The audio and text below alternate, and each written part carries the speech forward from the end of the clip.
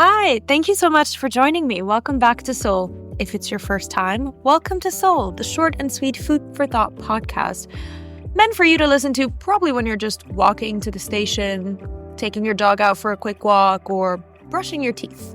But to each their own. Today, I'd like to talk about something that we've all experienced, and that is the challenge of taking our own advice. I was speaking to a friend of mine the other day who was going through something, and, when you're with a friend, I'm sure you've experienced it. You're being so supportive, you know exactly what to say, you know exactly how to make them feel better. But when it comes to applying that same wisdom to our own lives, we often struggle, right? We're super quick to see that someone else needs to do something or improve something or how we can help them heal. But then when we think about ourselves, we overthink, we hesitate, we get stuck in our patterns. Now, the most important thing is to know that there is a way to overcome this challenge, to close this gap between what we know and what we do. And that involves two simple but powerful strategies. Number one is taking more actionable steps when we give advice to ourselves. And number two, it's leaning on the people we trust to help hold us accountable. Now, what does that mean in a little bit more detail? Let's look at number one, the actionable steps, right? When a friend is struggling, it's almost like you get natural clarity about what might help them. And I know we've spoken about this before, but obviously whenever someone is going through something, make sure you ask them if they need to vent or if they're also open to advice and solutions. When you're on the outside, you can hear the situation, you can analyze it, and you can split the noise and emotional baggage from the actual situation.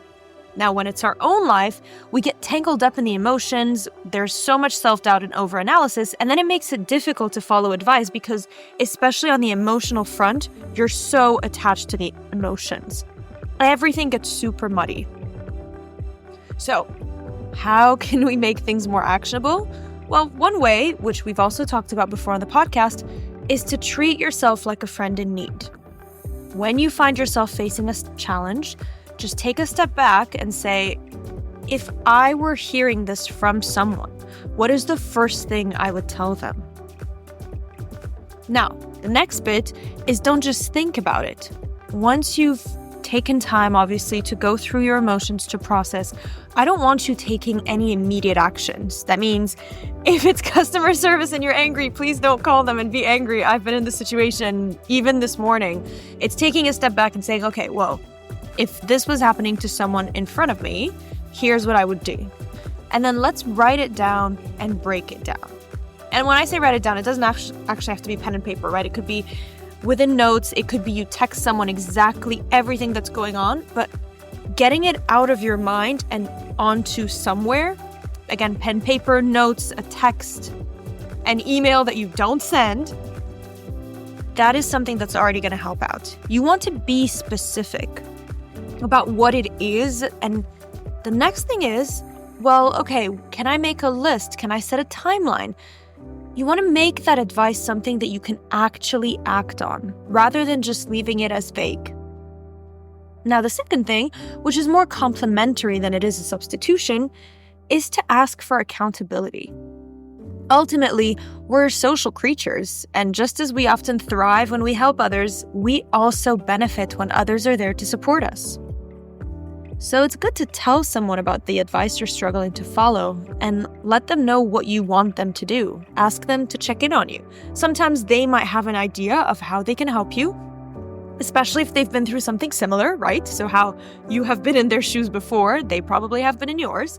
But if you know how you would want a friend to deal with you in that situation, just let them know. And simply knowing that someone else is aware of your goal can be the nudge you need.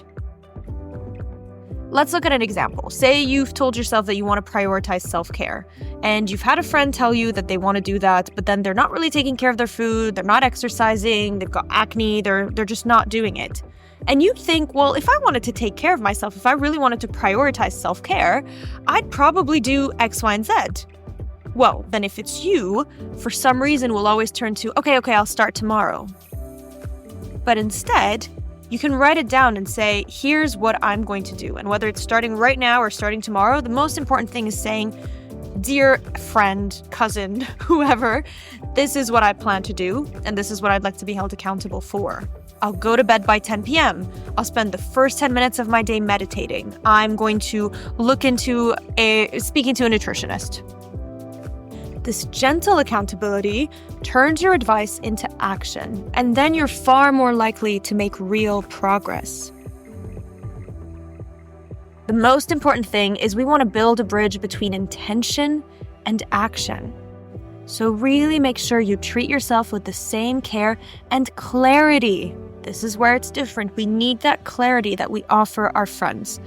Don't be your harsh critic, okay? You are your own best friend always. So, next time you find yourself struggling to follow your own advice, pause and ask yourself what you'd say to someone else. Write it down, make it specific, turn it into actionable steps, make them small, then reach out to someone and let them know what you're trying to achieve.